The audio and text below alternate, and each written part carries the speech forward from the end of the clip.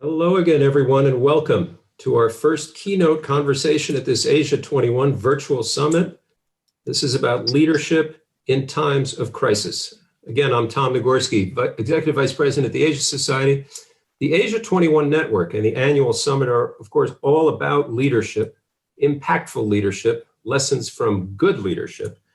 And so before we get to the theme of this summit, life after the pandemic, we're going to get into life during the pandemic with two very special guests who have distinguished themselves in their leadership in this very rough year. It's no secret that certain governments and public health officials have performed better than others this year.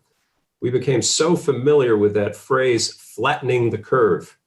It's hard to find a better case study than that of Taiwan, where they didn't just flatten the curve, they were able almost to avoid a curve entirely.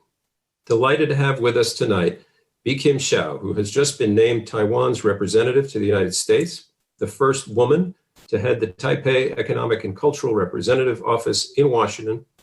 Before that, she served as senior advisor to the president at Taiwan's National Security Council. You have her full bio in the program, but just want to add, as my colleague Sanjeev Sherchan just did, because it is a point of pride for us at the Asia Society, Bi-khim Hsiao is a member of the Asia 21 class of 2006.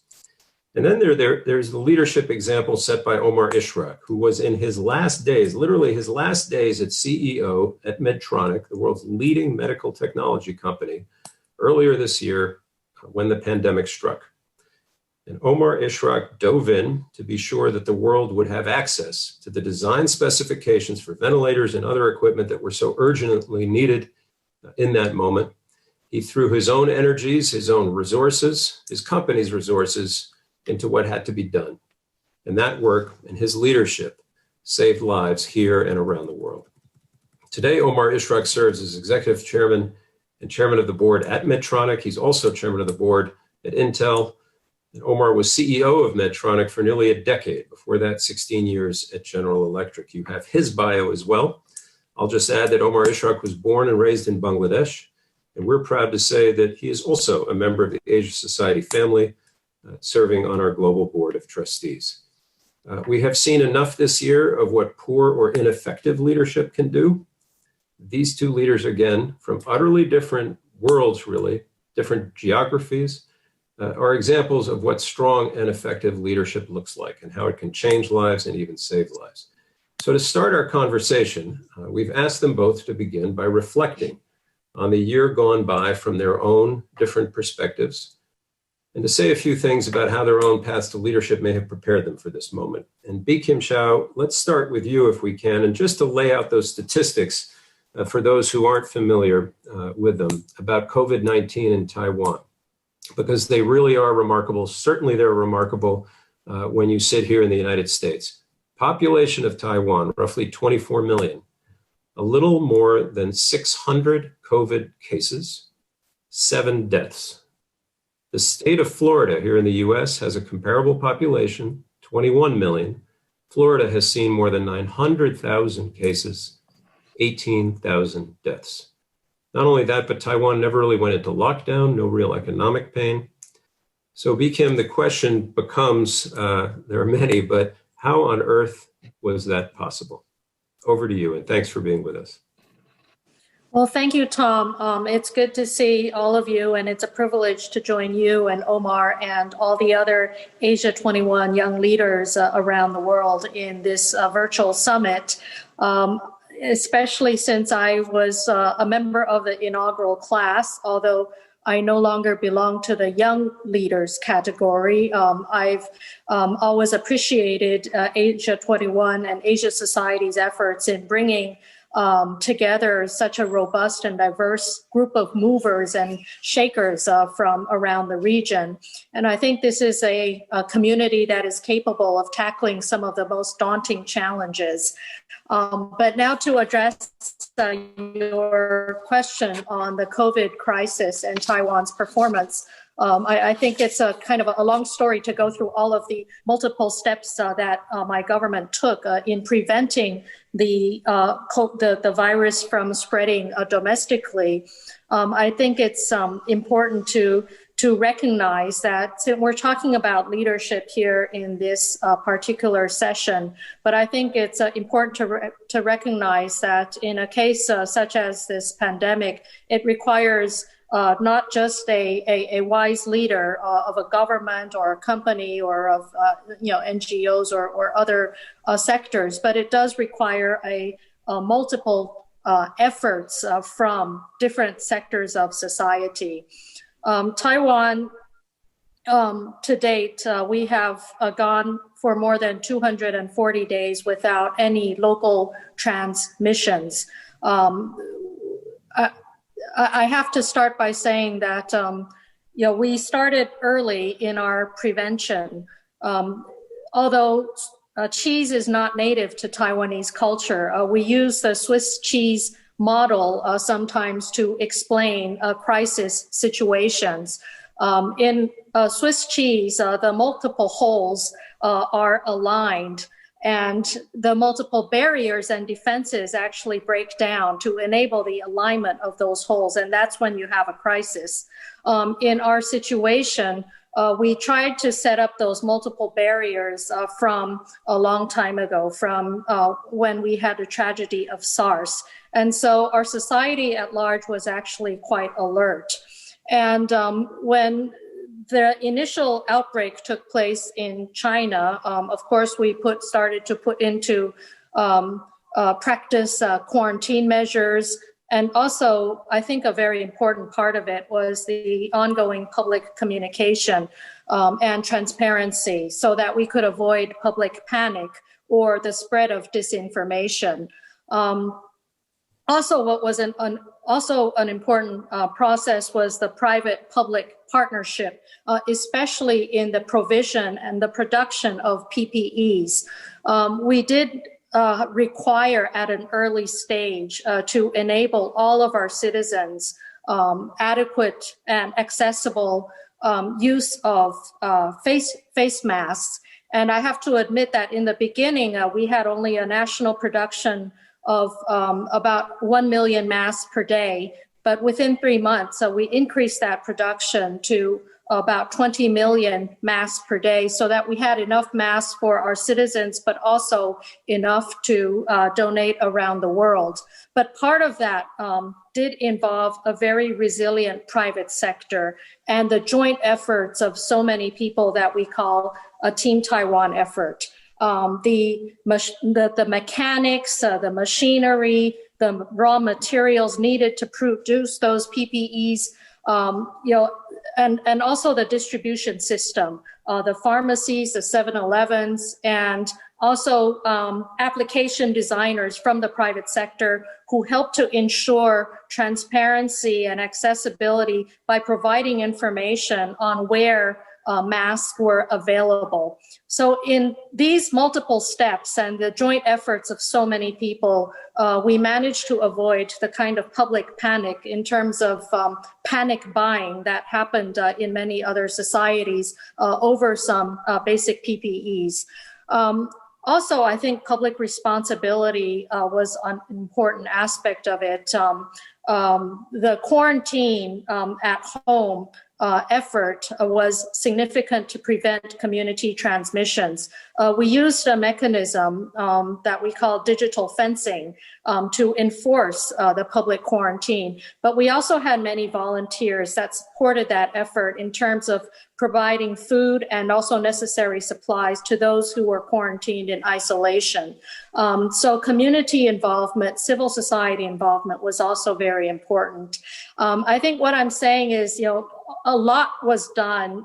We did require quick action from the very top level of government, and that is from our president. And she is certainly widely recognized internationally for her leadership in this process. But in a crisis situation where, if I can go back to the beginning, where the multiple barriers and defenses break down in the Swiss cheese so that the whole are all aligned and the crisis happens, you need so many people involved to recreate those barriers and defenses. And this was indeed a public effort. It was an effort that involved all of our people.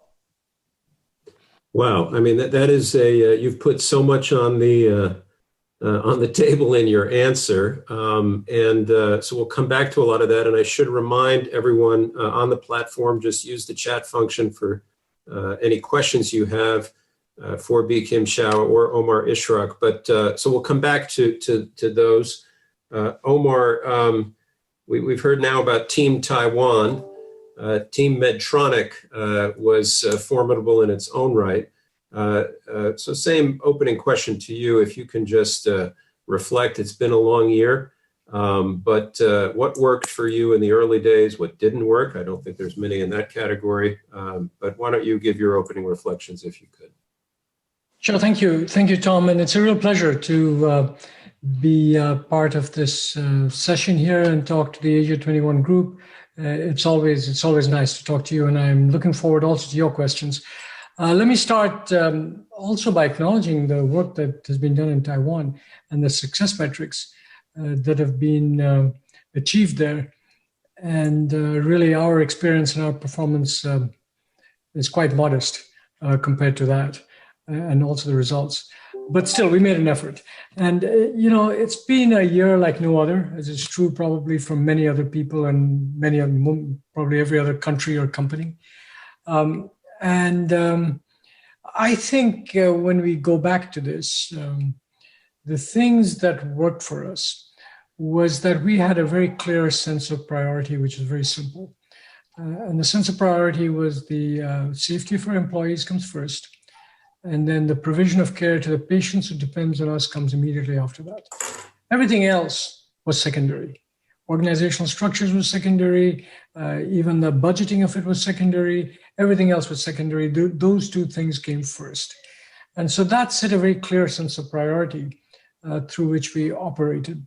And this wasn't a big dialogue around what should our priority be and all this kind of stuff. It was very natural because the company has got a mission which kind of is built around these kinds of principles. So there are a few others, but these two are one of the key principles.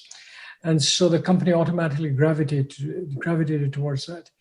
Now, in addition, we had been through a number of crises in the past, 4 or 5 years, nothing compared to this, but in their own right at the moment, pretty dramatic. When there was the hurricanes in Puerto Rico, we had 40% of our global production in Puerto Rico.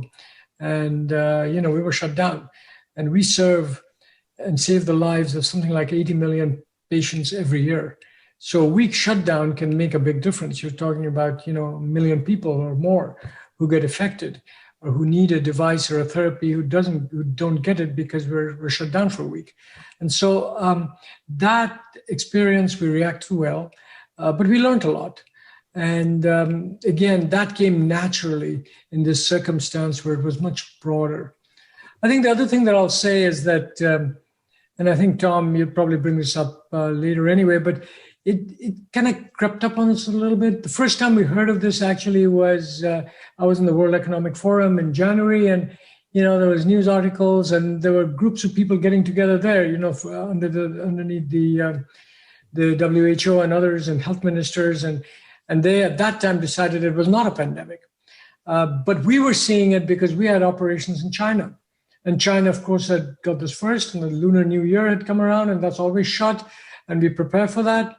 Now, suddenly this time it kept being shut. Rather than being shut for a week, it kept going on. And we learned there, what could happen. I've got to be honest, our own belief at that point that this would be what it is today was just not there. We didn't even imagine it would be what it is. We thought this would be China only. Maybe it'll go to Korea and Japan a little bit, but we'll control it. And everywhere else, we were less worried. And even when the news articles came out, we thought, there was more in it in the news articles than it actually was, until it really hit us. When things got shut down, the numbers went up. Phones started ringing left and right that I want, 50, everyone wants 200 or 2,000 ventilators in every country in the world, whether they have a disease or not. Some people wanted it immediately. Others wanted it just for protection. That's when the whole thing came at us sometime, I would say, in March. Mm-hmm. And then we had to react appropriately. building up production and so on. And I can go through how we did all of that. But really, the most important point here is the key. Maybe there's another point, but the key adherence to those principles: employees first, their safety, and then patients. And when you say patients for us, we have to keep our production facilities open because those patients need those devices. Not everything for COVID. Heart failure devices, stroke devices, those things still went on.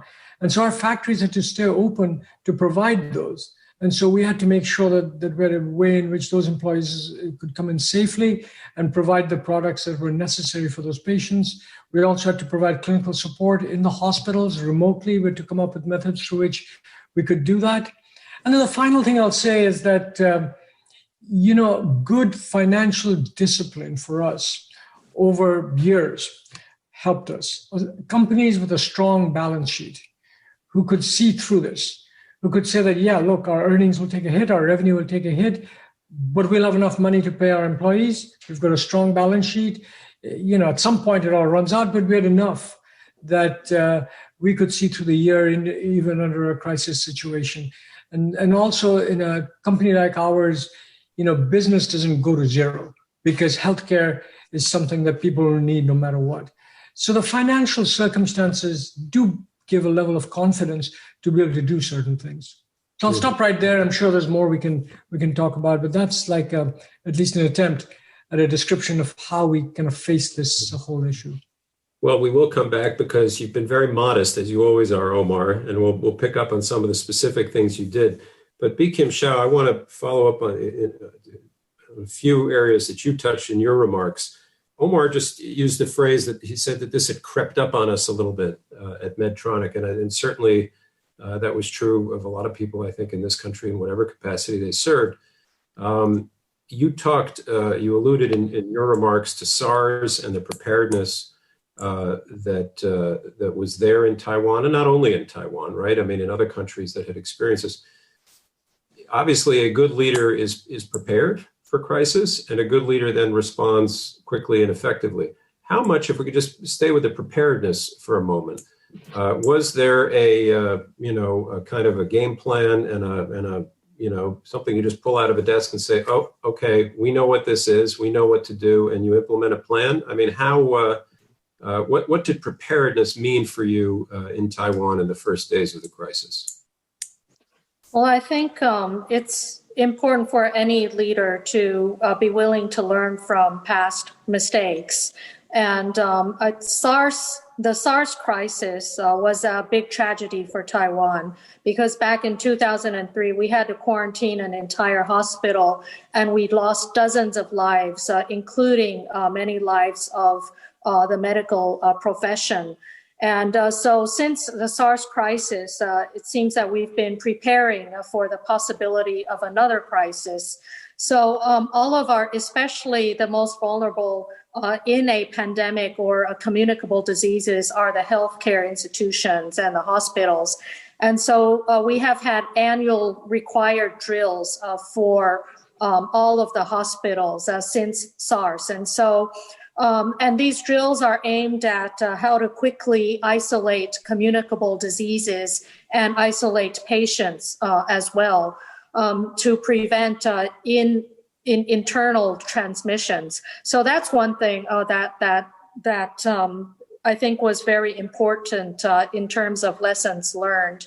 The second is that we happen to have a vice president who during SARS was actually our health minister, and he is an epidemiologist and very much an expert in communicable diseases. And so his expertise were very much respected and put to immediate use in the process. And him being the vice president, of course, our president in the top leadership position was very willing to respect the experts and also to have the experts actually on the front line in terms of explaining what was happening to the public to ease some of the panic that was about to occur, because SARS was actually part of a collective memory, a tragedy that had occurred way back. But I think our society, because of that, was much more alert at an early stage and willing to cooperate with the necessary measures.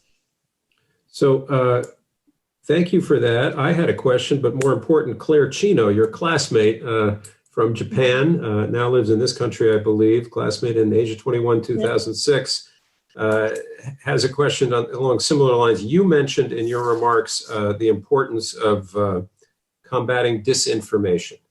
We know all about that in this country, and we don't need to get into it.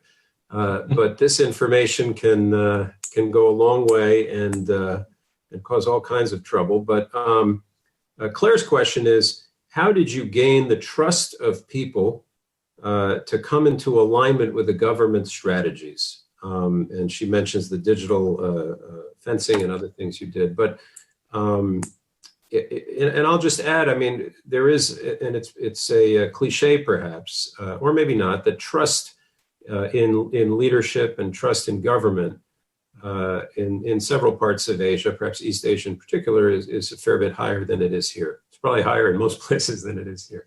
But how did you bring everyone together on Team Taiwan in that way?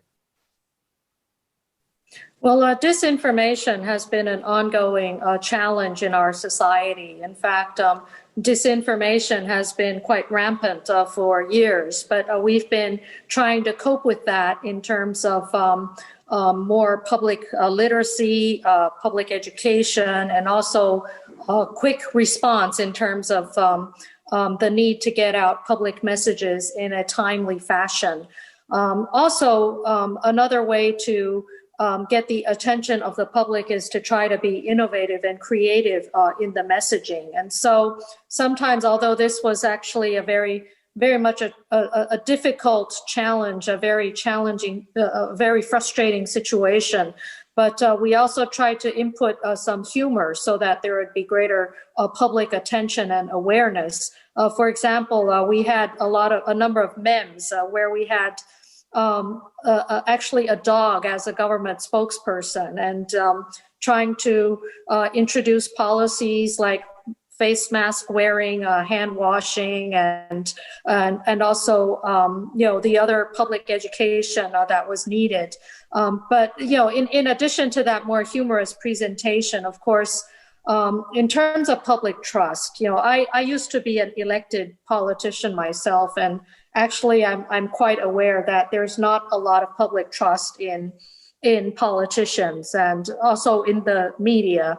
We have to admit that. But there is public trust in experts, in epidemiologists, in medical doctors. And so it's important to have those experts on the front line, people that, experts that the public can actually trust, delivering the messages and urging the public to cooperate in a professional and timely way.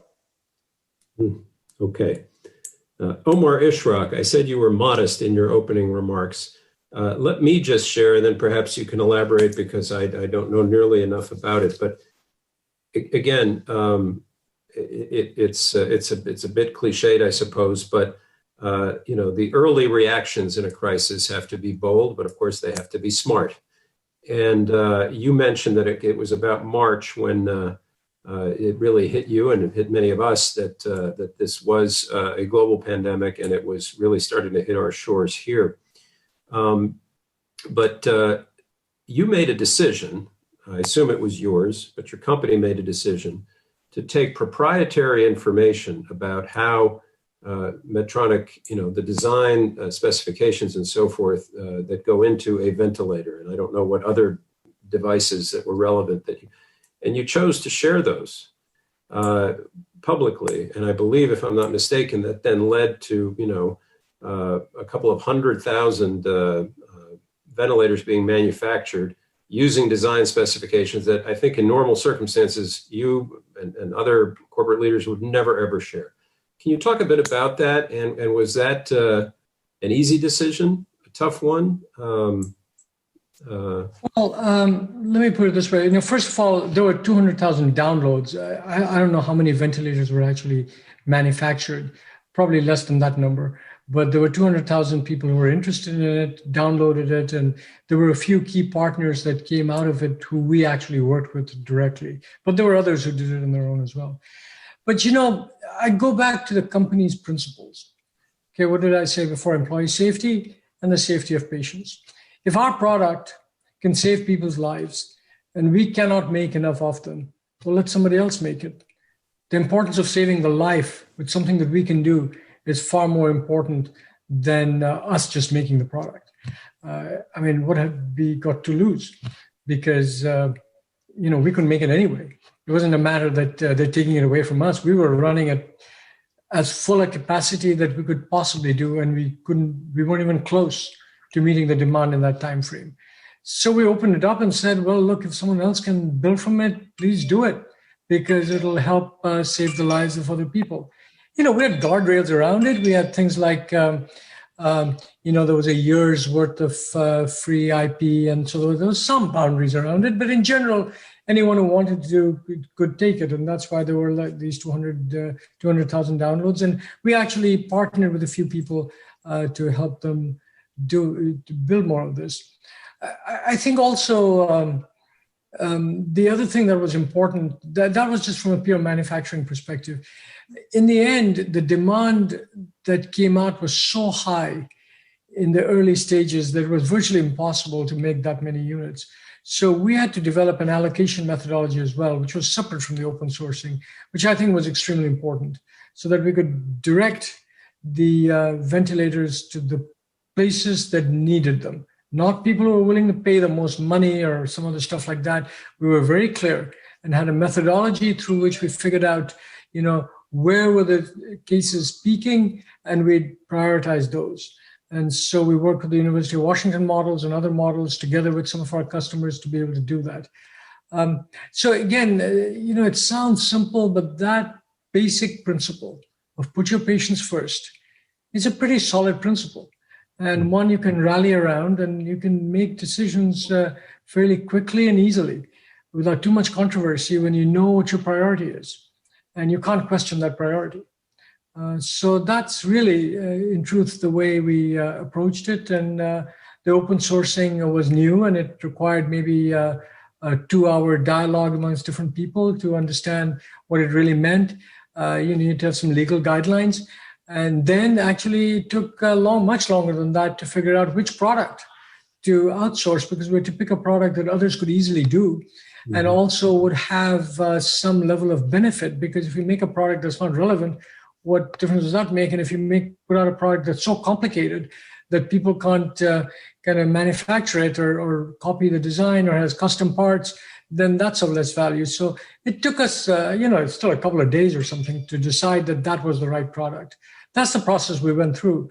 And then it took a little time to get the documentation right, because that had to be put out and we had to be ready to answer questions. So those things took a little prep time.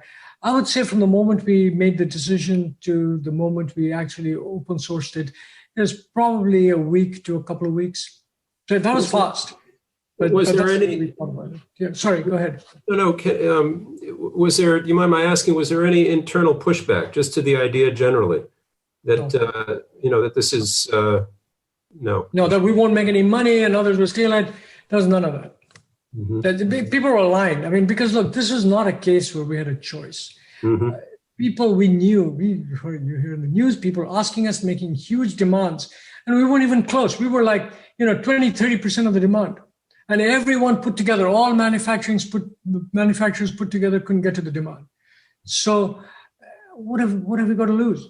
We've got to lose that someone keeps their IP like 3 years from now and copies that ventilator. We'll take that. Right.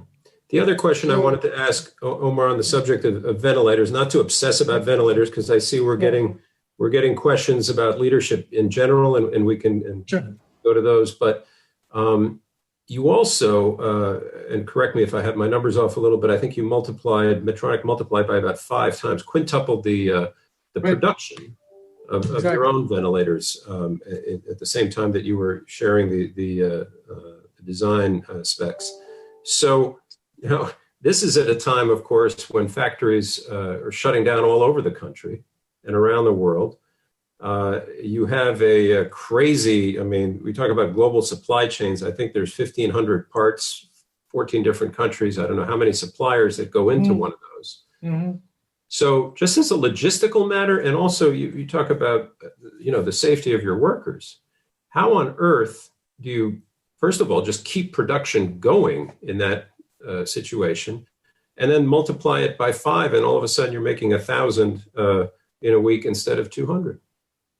Well, it took a little while, and it took a few months to get up to the 1,000, but we started to make progress straight away.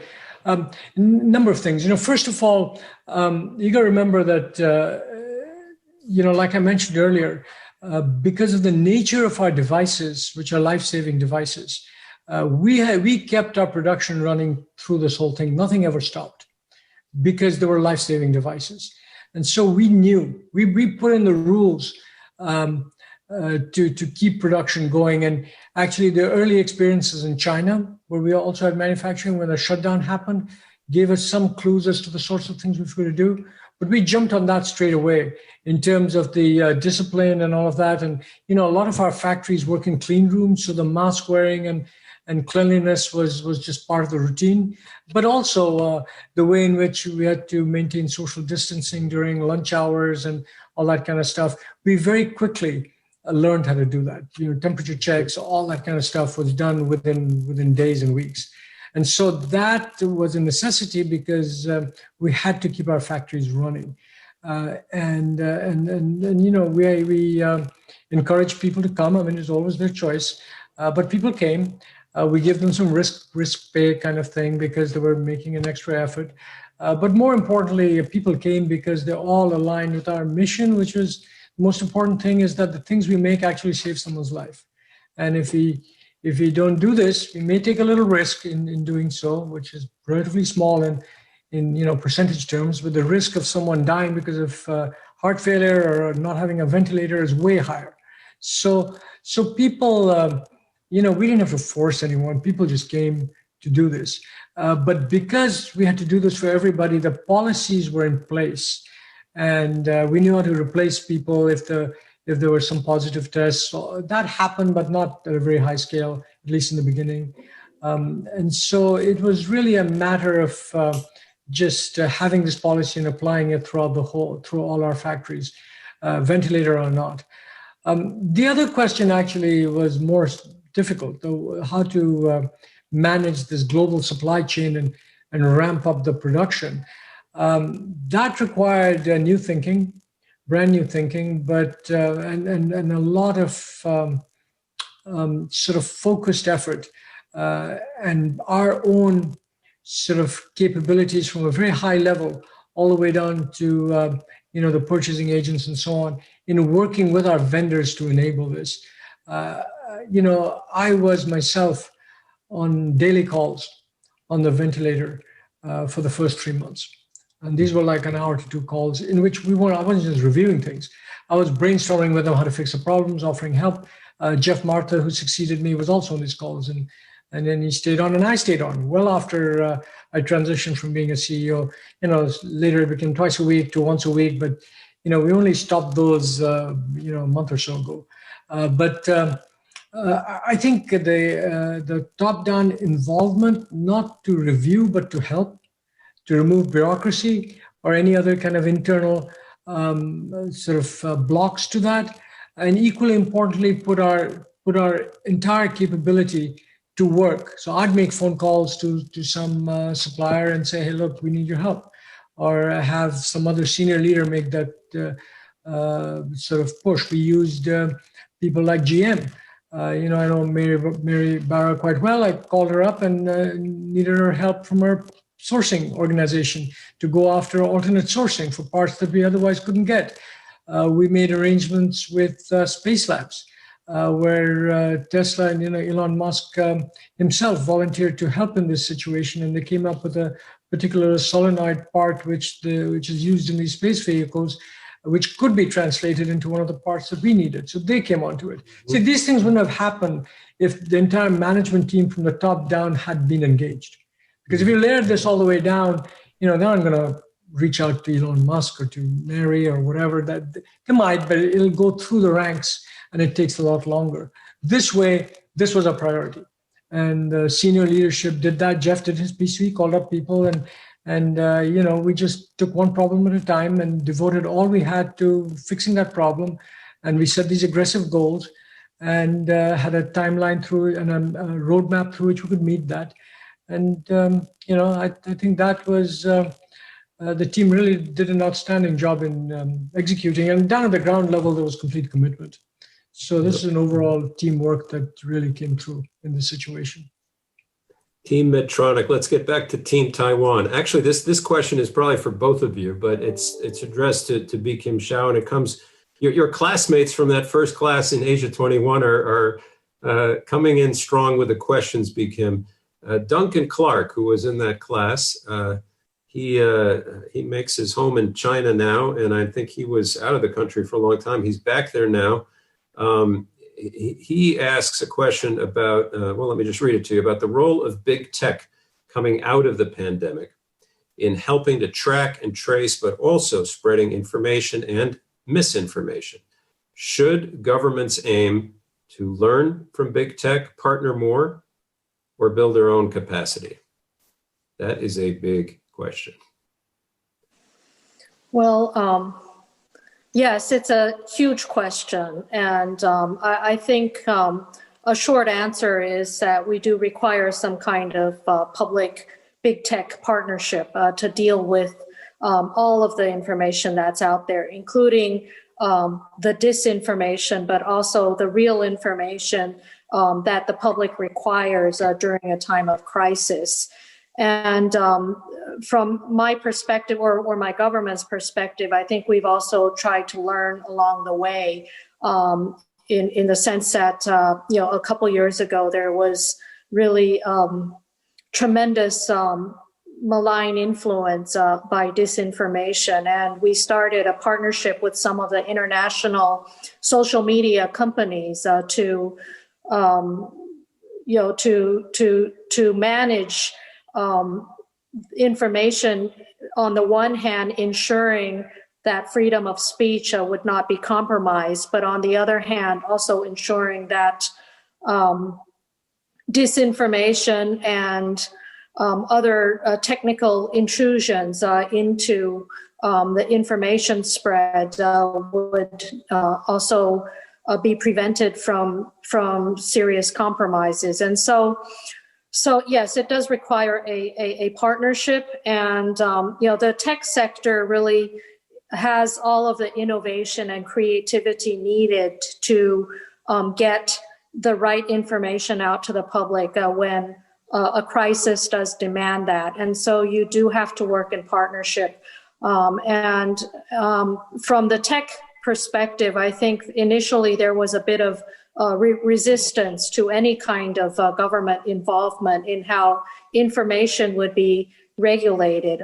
But I think they also came to the awareness that some democracies were actually at stake, and practices or measures had to be put into place. For example, we worked with Facebook to ensure that any political advertising would be transparent in the sense the source of whoever was paying for that political advertising should be known to the viewer.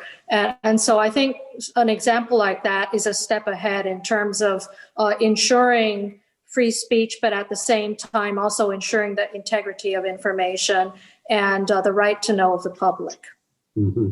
Different question about the integrity of information, if we can stay with you, Bi-khim Hsiao, is back to the digital fencing that you mentioned in your initial remarks. And I know this is not peculiar to Taiwan. We've had similar conversations on our platform about Singapore, South Korea, and I know it's a little different in each place. But how have you managed? How has Taiwan managed the balance between the widespread use of digital information as a track and trace mechanism with concerns about surveillance and the like? Yes, well, we were quite careful about avoiding unnecessary surveillance. But digital fencing was a very important part of enforcing the mandatory quarantine and isolation measures, especially for those quarantining at the quarantine at home or those being isolated at home. And without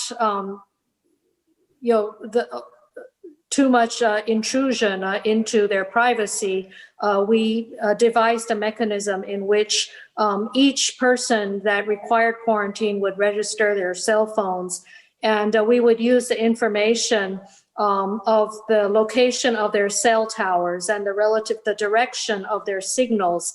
And this is less intrusive than GPS or other location tracking mechanisms, although some people doubt the accuracy. But I think that was what we found to be the most useful and most effective in the digital fencing and home quarantine process. That was a very important and necessary part of preventing community transmissions. Thank you. And Omar, that wasn't a question meant for you, but I wonder, as a CEO and a board chair at some super important companies in this country, what are your thoughts on that? Because, it's I've said cliche many times tonight already. It is another cliche that Americans, will never stand to have their privacy breached in these ways. But a counterpoint has been made that our privacy is already breached in all kinds of ways, or at least data sharing goes on constantly.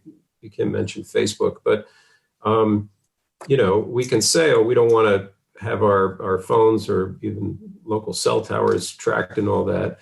But then again, we haven't done a very good job. Where do you land on the whole question of what more we could have done here in that vein, or should do going forward in terms of pandemic preparedness? Well, that's a tough one, and I'm not sure I have all the answers there. Just maybe some perspectives. I don't know about the privacy and all of that. I just there's just too many factors there for me to make a comment on. But what I will say is that some level of clarity and transparency in information spread about why people should do certain things, I think is important. And some of these things are not black and white things. I mean, many of these, you do this, you get that. It's a statistical thing where there are outliers. And if information is provided with an outlier or seemingly black and white, then you get these polarized positions. And so I think we can make a better effort at a clearer perspective and transparency around things that one has to do. I think in this country, there's a level of, just independence in general, that it's tough to kind of put a curfew in place and have police marching around and not let anyone leave their houses. It's just not something that we do. And so it's tough to just kind of put that in place because first, I don't think we have the infrastructure necessarily to do that, or we have the acceptance from people that they would do that. So at the same time, we can communicate, and we have avenues through which we communicate. If you could show a little more discipline in that, and then really provide an overall perspective that there's no black and white things here, and anything that someone says has got a degree of error associated with it. But in general, the majority of cases, this is what would happen. And we do a lot of things we try to explain clearly. I'm not sure that we made enough of an effort in this situation to explain the overall backdrop in a simplified way, in a unified way, because there's the same story we're projecting that could have been done. And I think that probably leads to opinions being created and, all kinds of polarized positions, and it gets very difficult. So I think that, in my view, is probably an equally important task. The act of tracing and all of that, you just heard several comments on it. My opinion is as good as anybody's. So, Yeah. I don't really know. I mean, that's a tough one. Yeah. Okay, and I'm sorry I put you on the spot, Omar. Here's one that is maybe a little more in your wheelhouse. It comes from Tanya Hyde, who actually is moderating the next session that we have coming up on public health and preparedness generally. Tanya Hyde, class, I believe, Tanya, if I'm not mistaken, class of 2013, Asia 21 from Australia. She asks, says regulatory processes can take a long time, but we have seen the adoption of new technologies at record speeds lately. Do you think we will be able to apply this speed more broadly to other technologies and medicines in other areas of healthcare? Examples, cancer treatment, clinical trials, and so forth. Well, I think we'll have to see, because this was it's not just priority, these were emergency use authorization. So, there were certain safety measures being put in, but I do think that all resources of the FDA was driven to do this. And if in doubt, it was approved, because the counter case was far worse, where without this, it's far worse. Like, some of the vaccine work and all of that is done very quickly, because without approving it quickly, it'll be even worse. So it's a little more black and white there. And I think the emergency use authorization procedures allow that, in addition to prioritizing the work. Whether that translates, I doubt if all of it will translate to everything, because you've got too big a spread of things. But I think the FDA has an opportunity here through this, understanding this methodology, and at least increasing the speed of approval of certain things that are badly needed. But to translate this methodology to everything overnight may be more difficult, because there's different criteria involved. There's longer term results that have to be taken. The downside case has to be looked at. So I think there's some learning, but to think that all approvals will happen at that speed is probably not realistic. Mm-hmm. Okay. I'm just going to do nothing now but take the great questions that are coming in from Asia 21ers, because as I said to you both before we started, their questions are going to be better than mine. Here we are, Arnold Casanova, great friend of the Asia Society, and I forget the class year, it doesn't really matter at this point, but longtime Asia 21 alum from the Philippines. And here's a question is on our minds, and we'll start with you, Bi-khim, for obvious reasons. There are observations, says Arnold, that countries that have women leaders are better at managing the pandemic. Is it really a gender issue in leadership, or a matter of being more compassionate and transparent? And I should add, although most in our audience will know, you yourself are, as I said, the first woman to hold Taiwan's highest ranking diplomatic position here in the United States. Your president, of course, is a woman, and I believe that in terms of high places in leadership, Taiwan is perhaps second only to some of the Scandinavian nations. But to Arnell's question, to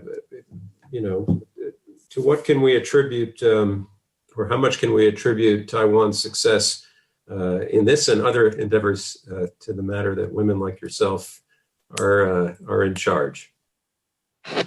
Well, in the case of Taiwan, we've elected a woman president, and several years ago we had a woman vice president. The political leadership, in terms of the elected legislators, we have over 40% women representation. We also have the first transgender minister, and recently our legislature passed the first, I believe, in East Asia, the legalization of same-sex marriage. So I think what this says about our society is that it's a society that's, despite some difficulties in the process, is willing to embrace change, progress, and also diversity. And it's a society that's also willing to be more open and inclusive of not only from a gender perspective, but I would say from a just demographic diversity perspective.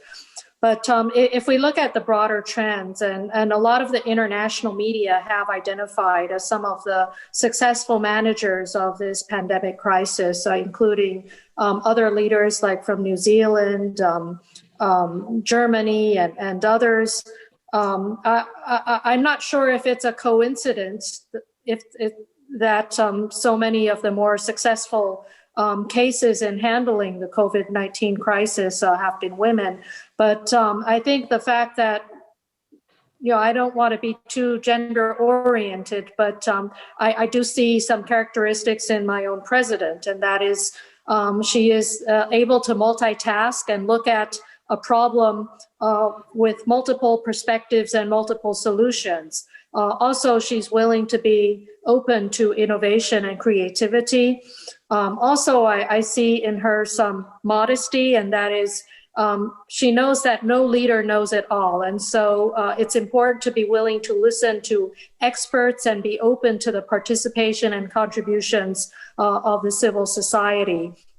Another aspect, I think, is a willingness to learn from previous mistakes or previous frustrations, as we have with the earlier Sars crisis, but also in dealing with all kinds of problems like disinformation and public trust. And I think another characteristic is in the need to be good public communicators, and information, transparency are absolutely important characteristics in times of crisis. And that is very much visible in the leadership of Taiwan, but also, I believe, in some of the other women leaders around the world. Very well said, I would say. And Omar, I hope you don't mind, I'll put you on the spot again, but obviously that's not a question just to ask of women, right? Male leaders should be asked as well. And I know diversity and inclusion are huge. We talked about this when you were with us on the Asia Society platform earlier this year, huge focal points for Medtronic. Perhaps I can just ask you to react either from a corporate standpoint or a government standpoint to what Bi-khim just said.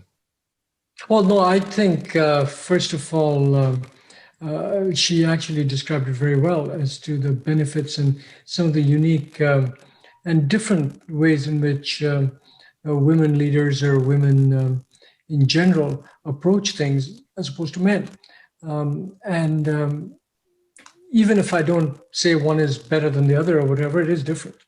And I think we've always found the main reason for the value of diversity in a business or a company is that, a company's success in the end depends on decisions. And decisions are made every day, and not just by the leaders, but by everybody. And every decision has a judgment call associated with it. I mean, things aren't always black and white, then you wouldn't need people. You have to assess things and make a decision. And if you have a team where you have a diverse set of perspectives, your judgment's usually better because you've got more views on a certain topic. You can't slow it down too much, but in general, if that's embedded in the organization, that happens naturally. So along with diversity, what has to be included in that same statement is inclusion. So inclusion and diversity works. Just diversity for hitting a number isn't going to do it. But if you can have a methodology and a culture where inclusion is encouraged and enforced, maybe too strong a word, but something that is achieved, then the value of diversity comes through in a better business. I've seen this myself in the same way. I've seen, female managers, female leaders, female engineers who approach problems in a different way, more thoughtful in some ways, ask more inquisitive questions, perhaps sometimes not as aggressive, which sometimes works against them. I've often seen in jobs, for a certain job, a male and a male with the same level of experience as the female says, I can do that job overnight. Well, the woman will say, I don't know if I'm quite ready. Maybe I need to do a little more work because they're just more modest and reserved and careful. Well, the male will be half ready and say, I'm ready. But, that's just how it is. And I think if you can engage that mix of sort of characteristics, you get a better company and you get a better team and you get better decisions in the end. So I think diversity really is very important. The final thing I'll say is, we've talked about diversity not only in terms of gender, but also in terms of ethnicity and other things that we've talked about. It may be difficult sometimes to pinpoint percentages there because that'll vary according to the country you're in. But for women, it's pretty straightforward, 50%. And one of the goals at Medtronic is you should have 50% women representation at all levels of management and all functions. We're a long way from that, and in every country. But we're making an effort, and we're moving the needle, and we're getting better. And until we achieve that in every country in the world across all functions and positions, we're not there. And I'm certain that when we are there, and as we make progress to getting there, we'll have a better company. Not only from a results perspective, but from a culture perspective, from a teamwork perspective, from an everyday decision-making perspective. So, it's similar to the way Bi-khim answered it. I mean, she was more specific about the characteristics, but I certainly support that, and maybe just putting a corporate lens into the same answer as opposed to a country lens. Thank you. So switching gears here, one of the only bits of good news in terms of the pandemic, at least in this country, is the fact that we hear almost every day now some promising news about a vaccine. Sometimes we, get more than one headline from a different company. This question comes from Asia 21 alum Natrum No, who is joining us from Cambodia, Monday morning his time, and he asks what the panelists' views are in terms of the future distribution and access to the COVID-19 vaccine, and in particular, how to ensure best access for all, including the ones that may not be able to access or afford it, such as poor and low-income households. Bi-khim, let's start with you. Again, I assume your perspectives are going to be quite different given what you both, your own perspectives in government and in the corporate world, but how would you answer that?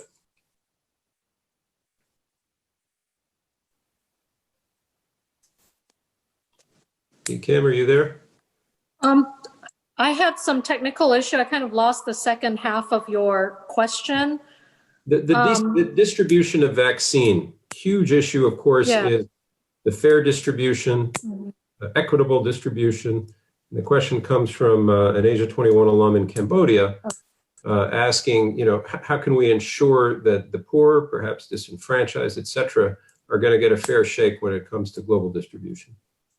Yeah, well, I think this is a question on the minds of many policymakers in countries that don't have the same capacity in terms of large pharmaceutical companies with research and development resources and capacities, and how that distribution system will evolve is an important issue. Currently associated with the WHO is a COVAX system, but that does require some down payment, and a lot of countries have, with more resources, have been rushing to the leading pharmaceuticals that have published promising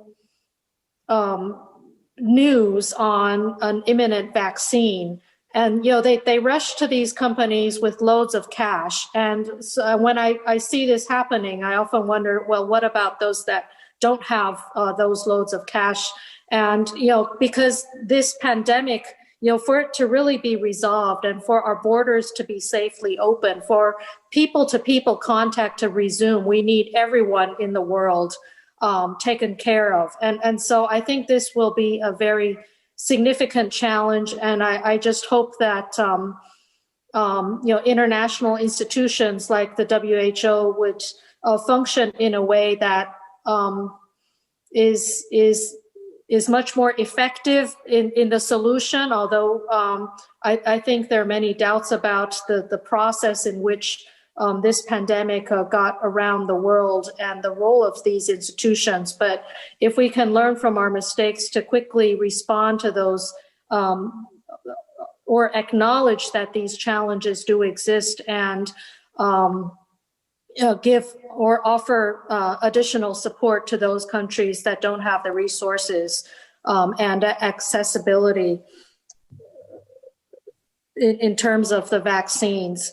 I think another major challenge in the distribution is not only the financial resources to the pharmaceutical companies and to the vaccines, but also the distribution does require some kind of technical support, frozen logistics, the logistics of that, the temperature control of the entire distribution network, and also the actual vaccination. There's so many challenges in this next step, and I do hope that we will be much more inclusive in this next step as the world tries to deal with the solution to this pandemic. So, Omar Ishrak, you mentioned in your opening remarks, when you were talking about ventilators, that it was a priority for you and for Medtronic to make sure that they didn't, that they went where they needed to go, wherever the need was greatest. This, I guess, is if possible, even a greater logistical issue or problem. First of all, I know it's not what Medtronic does, but are you involved in any sort of, advisory capacity to any of these efforts? And whether you are or aren't, how would you answer the same question about making sure that people around the world and not just those with the means will get it? Yeah, no, you give the right perspective, because I was thinking about it in exactly the same lines. I'm not in any advisory capacity or anything, so this is just my view on and reflection on this issue. I've got to say that the pandemic, the ventilator crisis at that time was a short-term sort of phenomena with comparable metrics and issues. Just think back what happened. All of a sudden, people thought that ventilators would solve every problem in the world. And everyone needed one right now, if they either needed it right now for use or they needed it for protection, so that if needed, they could do it. And when you added all those numbers up, it was impossible to do, basically impossible. So what do? So we first increase our own production. Okay, so we try to make as many as we can, and we talk through all of that. But we also then go through an allocation methodology. We tried to get, first starting with the WHO and, sort of international bodies to do it across countries. That didn't seem to go very far. So we tried governments in the United States to allocate across states. And even that was a bit of a challenge. It wasn't very clear. And in the end, we had to kind of do it ourselves. Now, I'm not saying pharma companies can do that, but all I'm saying is that the allocation methodology is extremely important. But then how did we allocate? We allocated in our situation where the cases were spiking. So in our situation, it was an easier measure in some ways because there were tools available. In the vaccine situation, I think the allocation to people who need them the most is going to be important, no matter where they are in the world. And I think the methodology for selecting that, some kind of global consensus around that can be met if people really got together and worked it. Because right now, I don't know for sure, but my sense is you ask, different health ministries around the world, and I'm not sure you'll get the same answer. But this should have the same answer. There's no reason why not, or at least you can get to within a narrow range and then let people make the choice. So the allocation methodology here should not be trivialized, because you will have limited supply. And that's one part. The other piece is that even after it was provided, the ventilators were provided, we assessed very quickly that at that scale of usage, training capabilities were not there. So we had to think carefully, how do we do remote training? How do we get people there quickly? I mean, that's analogous to the distribution methods that you talked about. The companies have to take that and be ahead of the curve there. And I think the pharma companies to some degree are doing it, but they should really take responsibility that once the allocation method is decided, how do they create the capabilities to make sure it's distributed in the correct way? And so I think there are lessons to be learned from the ventilator sort of scenario. Not one-to-one, because it was different, and in many ways, maybe easier in some ways, although the time frame was crunched much more. And so that would be the best I can do here, Tom. I think thought process around allocation is extremely important. Maybe the only other comment I'd make is on this one, especially in the United States, there are different views, as you know, and people may or may not even want to have it. So let's not make the same mistake of not being transparent about the way in which we're assessing who needs it and how good it really is, and be clear about that. I think a transparent conveyance of information in a way that people can understand it and in a credible fashion, I think is extremely important. That's one. And the second is a thought through and a transparent methodology for allocation. I think these two are very important things that governments either independently or together should be working on. So I thank you both for that. Our time is winding down. You've been very generous with your time. And we have, by the way, 700 plus registrants from the Asia 21 network in 39 countries. And I apologize, I'm not going to get to all their questions. I'm going to try to lump a bunch of them in one last question for each of you. And if you can give us a brief answer, we'll start with you, Bi-khim. And that is, in this crisis, I mean, again, our conversation here has been in one way or another throughout about leadership during a time of crisis, and what a profound crisis it's been and continues to be. All these young leaders, whether they're from the 2006 class or just last year, a little younger, a little older, they're all, I think, keen in one way, shape, or form to know what a core lesson learned that you'd like to share. If you were to say, whatever line of work people are in terms of preparing for a crisis and leading well during one, just a thought from each of you on some advice you might give. Bi-khim, we'll start with you. Well, this is a crisis on an unprecedented scale, and the current crisis that we're facing does mean that we're all connected and no one is exempt. You cannot put political borders around a pandemic or around an epidemic. We really need to be more inclusive about dealing with such global challenges. I think for young people is that to deal with such crises, we need ongoing innovation and creativity. And it's usually the younger generation that's more capable of being innovative and creative. And so I really do hope that all the leaders around the world appreciate that the young people or the younger generations are able to make significant contributions to any solution to a crisis. And we certainly hope that the such creativity and energy and interest in connectivity and joint solutions will be quickly put to use in the next phase of dealing with this pandemic. Thank you. Omar, last thought from you? Yeah, look, I'll just repeat what I've been saying all along, that a clear sense of priority and a clear sense of, why is it a crisis and what is the most important thing that you're trying to, that you're facing in the crisis. In this situation, it was literally people's lives. And, saving people's lives is the most important thing. And let's not be confused about that. And so in a crisis, understand what's creating, not just what's creating the crisis, but what's the result of the crisis, and how do you make sure that sort of addressing that result, in other words, the bad result, addressing it and trying to fix it, is very clear, and all priority decisions are made with that in mind. So that's a singular point of priority then that drives all the decision making. If you can do that, then in a crisis, you can work quickly, because the last thing you want in a crisis is a frozen bureaucracy somewhere where people don't know what's right and what's wrong. And you get stuck kind of just talking to each other.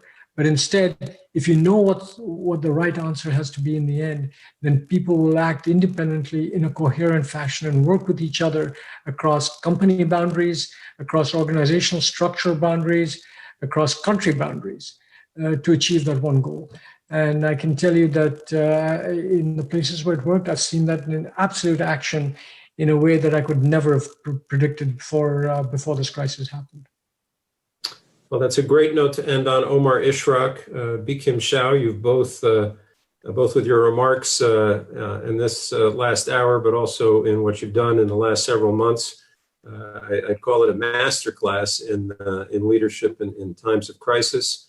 So we salute Team Taiwan and Team Medtronic both. We thank you both. And for everybody watching around the world, again, stay tuned. Just in a moment, you'll have Tanya Hyde and a great session with some superstars from the Asia 21 Network on public health, preparedness, as we continue the summit under the heading Life After the Pandemic. Thank you all.